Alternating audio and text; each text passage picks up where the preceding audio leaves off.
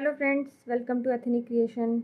आई hope आप सब लोग बहुत अच्छे होंगे और मेरी वीडियोस देख रहे होंगे और सब कुछ अच्छा चलना चाहिए। सबको सब कुछ मज़ा आना चाहिए हर चीज़ में। लाइफ बहुत स्मूथ चलनी चाहिए सबकी। प्लीज़ मेरी वीडियो को लाइक शेयर एंड सब्सक्राइब ज़रूर करें।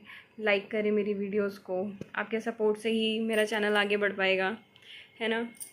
तो आज का जो हमारा टॉपिक है वो है कुर्ती की। मैंने पूरी ड्राफ्टिंग करी हुई है अभी फैब्रिक पे, और मैं आपको इसके कुछ फार्मूलाज भी बताती हूँ और साथ साथ ये बताऊँगी कि मैंने कैसे इनको मेज़रमेंट से कैसे वो करा है, इसको पूरा लिया है मैंने, इसका नाप लेकर के पूरा किस तरीके से इसको, कि हमें यहाँ से आर्म होल कितना लेना है या शोल्डर विड्थ कितनी लेनी है, पूरा फॉर्मूले के साथ बताती हूँ मैं। Just wait.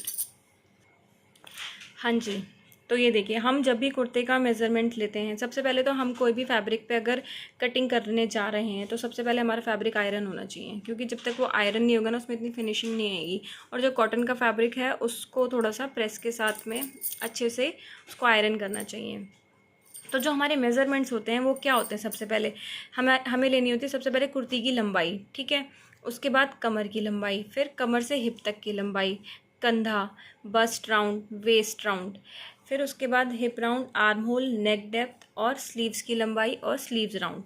ये हमारे मेन मेज़रमेंट्स हैं जो हमें लेने हैं, ठीक है। और ये अगर मेज़रमेंट्स आपके पास हैं तो आप अपने कुर्ती की अच्छे से फिटिंग देके बना सकते हैं, ठीक। अब नेक्स्ट आते हैं हम सिंपल कुर्ती की जो फार्मूलाज हैं। तो पहले हम लेंगे कुर्ते की लंबाई। जो भी हमारे कुर्ते की लंबाई है वो हमने ले ली। अगर आपकी कुर्ते की लंबाई 40 है तो 40 + 2 इंच उसमें अंदर फोल्ड करने के लिए, या फिर आप 1 इंच भी ले सकते हैं अकॉर्डिंग टू योर चॉइस, कि आप उसमें तुरपाई करेंगे या आप उसकी पूरी सिलाई करेंगे। अगर आप तुरपाई करते हैं तो आप 2 इंच एक्स्ट्रा लीजिए, और अगर आप सिलाई करते हैं तो 1 इंच एक्स्ट्रा लीजिए, ओके। नेक्स्ट आता है हमारा आर्म होल की लंबाई। आर्म होल की लंबाई का फॉर्मूला होता है bust round divide by 6 + ½ inch.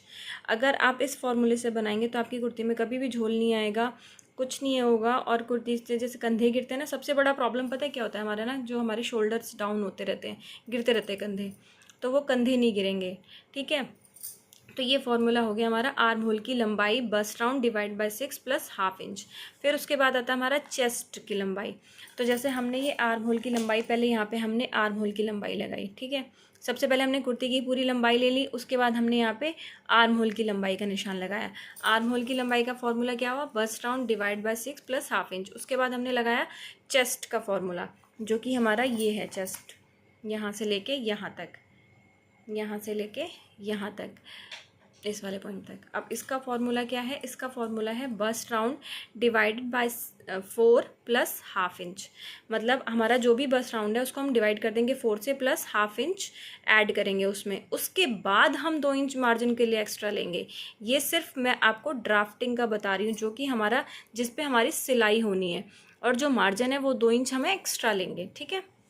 और 2 इंच हमें सब में एक्स्ट्रा लेना है मार्जिन के लिए। ये सिर्फ मैं आपको अभी जो हमारा ड्राफ्ट करते हैं ना हम पेपर पे, उसके लिए बता रही हूँ। जो बिगनर्स हैं उनके लिए है, और जो अच्छे से जानते हैं उन्हें तो फिर पता ही है कि 2 इंच एक्स्ट्रा लेते ही हैं।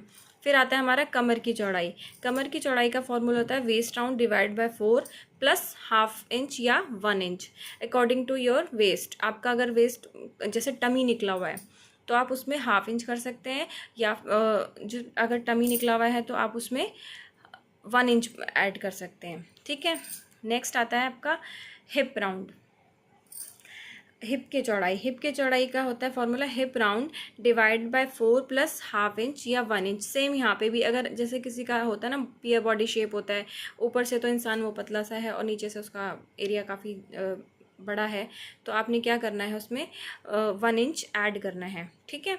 उसके बाद आपने 2 इंच एक्स्ट्रा लेके मार्जिन करना है। फिर हमारा आता है फॉर्मूला गले की चौड़ाई निकालने का। जैसे किसी का गला होता है ना, लोग 2.5 इंच पे बनाते हैं, 2.5 इंच पे गला सबका नहीं बनता है, 2.5 इंच पे बच्चों का बनता है, पता है। ये बहुत दिक्कत होती है, इसीलिए सबसे ज़्यादा दिक्कत होती है कि आप 2.5 इंच का गला ले लेते हो और फिर कहते हो जी हमारे कंधे डाउन हो रहे हैं। तो 2.5 इंच का गला नहीं बनाना। तो क्या करना है, हमने कंधा या शोल्डर सॉरी, गले की चौड़ाई निकालने का जो फॉर्मूला होता है वो होता है bust round divided by 12 plus half inch. ठीक है, bust round divided by 12 plus half inch, ये फॉर्मूला होता है गले की चौड़ाई निकालने का। इससे आपका गला जो भी आपकी चौड़ाई निकालनी है गले की वो निकल के आ जाएगी, एक जैसे जिसका जैसा भी बस्ट होगा उसके हिसाब से, और वो कंधे भी डाउन नहीं होंगे। उसके बाद हमारा होता है शोल्डर। फिर हमने शोल्डर लेना है। शोल्डर का फॉर्मूला होता है कंधा divide by 2 minus half inch, यानी कि शोल्डर को आपने 2 से डिवाइड किया, जो भी आपका शोल्डर आ रहा है, और शोल्डर में को 2 से डिवाइड करने के माइनस हाफ इंच कर देंगे। और हाफ इंच ये उस केस में करना है हमने अगर हम डीप नेक नहीं बना रहे हैं। तो अगर हम डीप नेक बना रहे हैं तो वहाँ पे हमको 2 इंच माइनस करना पड़ता है। जैसे ये देखिए, मैं बताती हूँ। हाई नेक बनाने के लिए होता है हमारा shoulder divide by 2 minus 0.5 inch. ठीक है, और मीडियम नेक डेप्थ के लिए shoulder divided by 2 minus 1 inch. ठीक है जी। और डीप नेक लाइंस के लिए जो हम जैसे 8, 9, 10, 11 तक लेके जाते हैं, वहाँ पे shoulder divide by 2 minus 2 inch. ठीक है, और जो शोल्डर स्लोप होती है हमारी, ये वाली, इस लाइन को शोल्डर स्लोप बोलते हैं। ठीक, ये शोल्डर स्लोप हमारी होती है 0.25 इंच। ठीक है, तो आप इस फॉर्मूले से अगर बनाएंगे आप अपने सूट को ना, तो आपका सूट बहुत अच्छा बनेगा, कोई दिक्कत नहीं होगी, कोई परेशानी नहीं होगी उसमें, आपको अच्छा लगेगा बनाने में, मज़ा भी आएगा, और ख़ुद में एक कॉन्फिडेंस लेवल जो है ना वो बूस्टअप होगा कि हाँ हमने ये बहुत अच्छा बनाया और ख़ुद से बनाया है, सबसे बड़ी बात।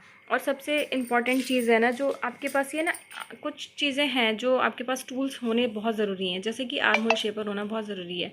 ये आर्म होल शेपर होगा ना तो आप इसकी हेल्प से, जैसे हमने क्या करा है, यहाँ से पहले मैंने लेंथ लिया, उसके बाद मैंने आर्म होल डेप्थ लिया अपना, उसके बाद मैंने चेस्ट, फिर वेस्ट, और उसके बाद मैंने यहाँ पे हिप साइज़ लिया अपना। ठीक, फिर हमने क्या करा, ये फ्रंट पार्ट है। फ्रंट पार्ट में जब भी आप बनाते हैं आर्म साइड डेप्थ, इसको बोलते हैं हम आर्म साइड डेप्थ, लेकिन ये होता है मुड्ढा, कोई कोई लोग इसको मुड्ढे बोलते हैं। तो आर्म होल के निकालने के लिए आपने क्या करना है, यहाँ से फ्रंट पार्ट के लिए हाफ इंच अंदर की तरफ, और यहाँ से इस निशान को तिरछा मिला देंगे।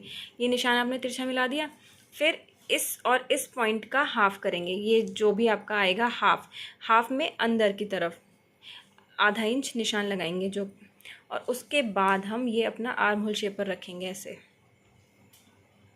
ठीक है, उसके बाद हमको ऐसे निशान लगा देना। जब ये निशान लग जाएगा तो आपकी शेप बहुत अच्छी आएगी और बहुत ही अच्छा लगेगा, पहनने में भी आपको अच्छा लगेगा, और आपको खुद भी समझ में आएगा कि हाँ ये मैंने बनाया, खुद से बनाया। एक कॉन्फिडेंस आता है अच्छा बना के ना खुद में भी, कि हाँ हम इस चीज़ को बना पाए अच्छे से। तो आई होप आप सबको ये वीडियोज़ मेरे अच्छे लग रहे होंगे और आप इसे एंजॉय भी कर रहे होंगे। तो प्लीज़ मेरे चैनल को लाइक, शेयर एंड सब्सक्राइब ज़रूर करें, और मेरा वीडियो को शेयर ज़रूर करें प्लीज़।